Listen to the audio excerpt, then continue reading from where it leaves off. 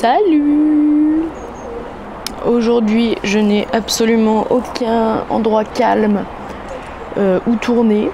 À l'intérieur, il y a la vaisselle, dehors, il y a la roue. Mais c'est pas grave. J'essaierai de réduire un peu les bruits de fond, puis on va voir si vous m'entendrez proprement. Allez, on y va. L'autre jour au travail, je me suis retrouvée chez une dame souffrant du syndrome de Diogène. Je connaissais déjà de nom, tu vois, mais pas de ouf en détail. Et du coup, je m'y suis intéressée, je me suis grave renseignée, et je vais grave te renseigner maintenant. C'est la vidéo instructive du jour.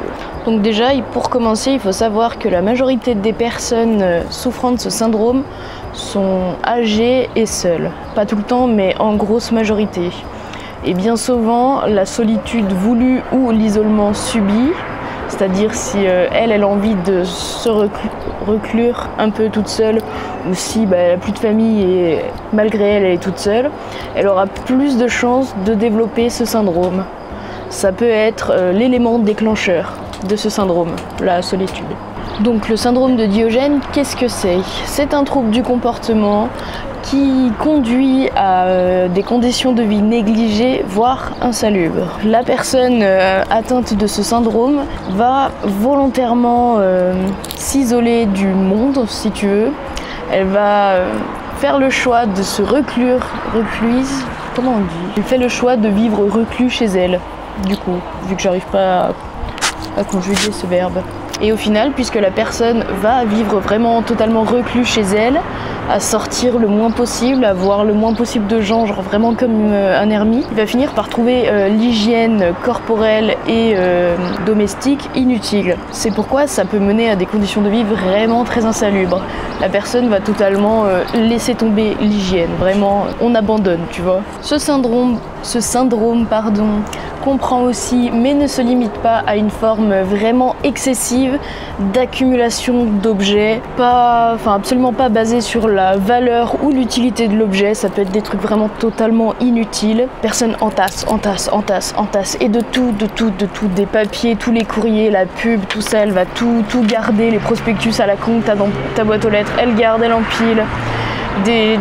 Même des ordures, en fait, les déchets, elle va pas les jeter, elle va les garder parce qu'on sait jamais, ça peut dépanner, tu vois. Et tu finis par te retrouver dans des conditions de vie particulièrement insalubres où tu peux pratiquement plus circuler dans le logement de la personne tellement qu'il y a des accumulations d'objets partout, quoi. L'accumulation compulsive peut aussi être appelée sciogomanie, qui vient du grec rassembler. Donc la personne vraiment rassemble un maximum d'objets, tous plus inutiles les uns que les autres. La minute définition. La sciogomanie, donc comme je te l'ai dit, ça vient du grec rassemblement. C'est le fait d'entasser un tas d'objets sans tenir compte de leur valeur financière ou leur utilité pratique, mais aussi sans tenir compte de leur potentielle insalubrité ou dangerosité, genre des produits chimiques ou juste des ordures, tu vois. La personne va garder des paquets de gâteaux vides, beaucoup, alors que ça sert à rien, quoi. Il faut savoir que les personnes atteintes de ce syndrome se retrouvent très rapidement enfermées dans un cercle vicieux qui consiste à entasser des objets, donc vivre dans des conditions particulièrement insalubres et juste crades, en fait. Et puisque bien souvent les logements insalubres peuvent être synonymes de pauvreté, la personne va être persuadée, à tort ou à raison, ça dépend des cas, qu'elle est très pauvre. Et du coup, pour parer à l'avenir, elle va entasser un tas d'objets pour avoir durable, tu vois, pour l'avenir. Et en entassant un tas d'objets, la maison est plus sale, et plus c'est sale, plus elle se sent pauvre, et tu en sors jamais, en fait. Genre moi, chez la dame chez qui j'étais l'autre jour au taf, j'essaierai de vous trouver des photos pour illustrer un peu.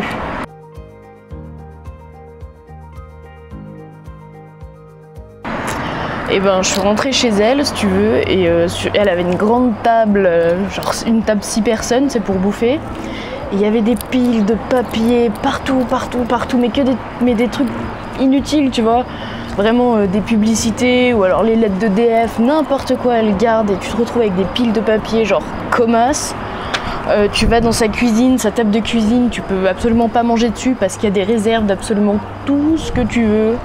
des paquets de lessive comme ça absolument partout. Et genre en fait pour circuler dans son appartement, t'es obligé, c'est un peu un labyrinthe d'objets et il y a des trucs absolument partout. Et du coup c'est impossible de faire le ménage tellement qu'il y a de bordel, donc tu te retrouves vraiment, on dirait un squat en fait. Et ces gens finissent souvent par transformer leur logement en squat parce qu'il y a tellement de bordel que tu peux pas nettoyer. Mais il leur faut toujours plus de bordel, tu vois, c'est vraiment obsessionnel. Ils accumulent un tas de trucs pour avoir l'impression d'être prêts pour l'avenir parce qu'ils sont persuadés qu'ils sont super pauvres alors que pas forcément, tu vois. Et du coup, ils vont essayer aussi de grave économiser leur argent. Par exemple, moi, cette dame, j'y étais allée pour lui faire des petites courses. Déjà totalement inutile parce qu'elle a déjà bouffé pour 3 ans. Enfin bref. Mais elle fait que petite course par petite course pour pas que ça coûte trop cher, tu vois. Donc je lui fais sa liste de courses, je vais au Super U, machin, je reviens, je dis bon bah écoutez, vous en avez eu pour 32 €, j'ai pris tout ce qu'il vous fallait. 32 €, mais c'est super cher et tout, machin. Et ça l'a mis dans une panique assez incroyable parce qu'en soi c'est que 30 €, tu vois. Et c'est des trucs qu'elle m'a demandé d'acheter, donc... Mais vraiment, et elle s'est dit, oh ça y est, dans sa tête, tu vois, c'était putain comment je vais faire, j'ai 30 € en moins, j'aurai plus d'argent et tout. Et en lui rangeant ses courses, et là, elle m'avait demandé un paquet de Prince, tu te retrouves au milieu d'une vingtaine de paquets de Prince. Et il y en a de partout, quoi. Comme je te le disais tout à l'heure, un des symptômes de ce trouble comportemental, c'est l'isolement social. La personne va vraiment être recluse chez elle et pas sortir du tout, en fait. Je vois moi, la dame dont je te parlais il y a 2 minutes, elle ne quitte absolument jamais son appartement. Le courrier, c'est nous qui allons le chercher, les courses, c'est nous, les médecins, ils viennent à domicile. Elle ne sort jamais. Le balcon, elle peut pas y accéder tellement qu'il y a de bordel entreposé, remarque. Enfin bref. Donc, isolement social, il y a une moto, c'est hyper chiant. Ah non, c'est un petit scooter de merde en plus. Généralement, les personnes atteintes de ce trouble sont dans un déni complet de leurs problèmes en fait.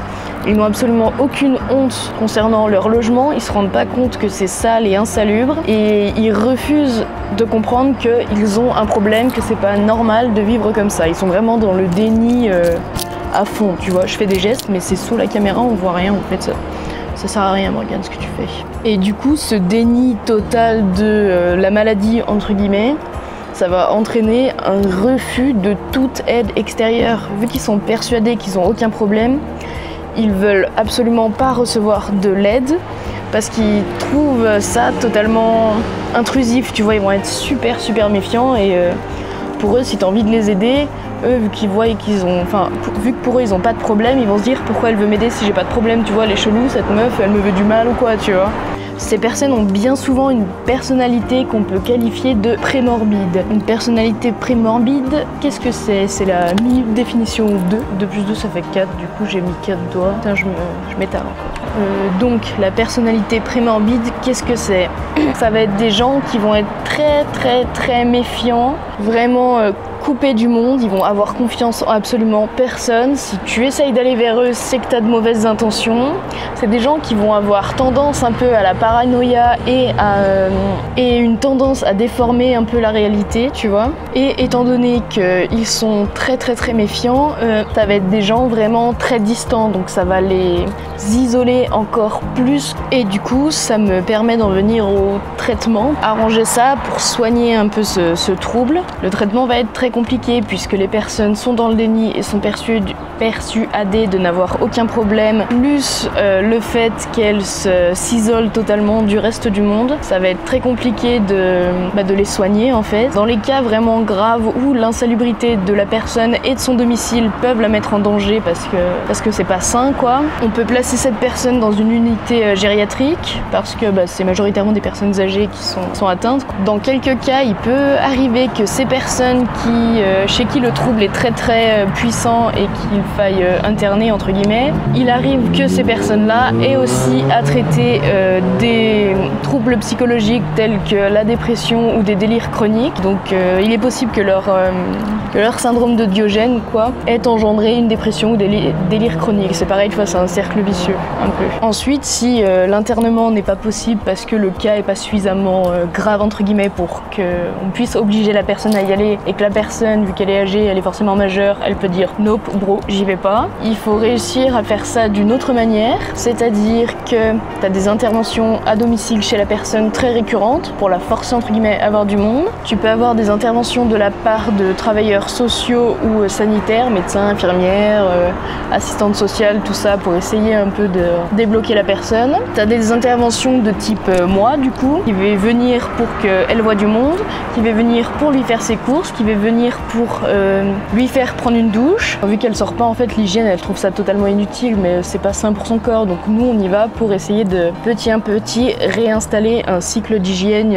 au moins corporel, parce que domestique, pour la patiente chez qui je vais, c'est compliqué pour l'instant parce que son appartement c'est une déchetterie, j'ai jamais vu ça, c'est fou. Enfin bref, on va s'arrêter là pour les explications. Je pense que tu connais maintenant les grandes lignes du truc. Et j'espère une fois de plus que tu auras appris quelque chose aujourd'hui parce que c'est super intéressant. Comme d'hab, j'ai pas d'idée d'outro. J'ai pas mon chat pour le mettre devant et faire des trucs, alors je vais boire et ce sera la fin.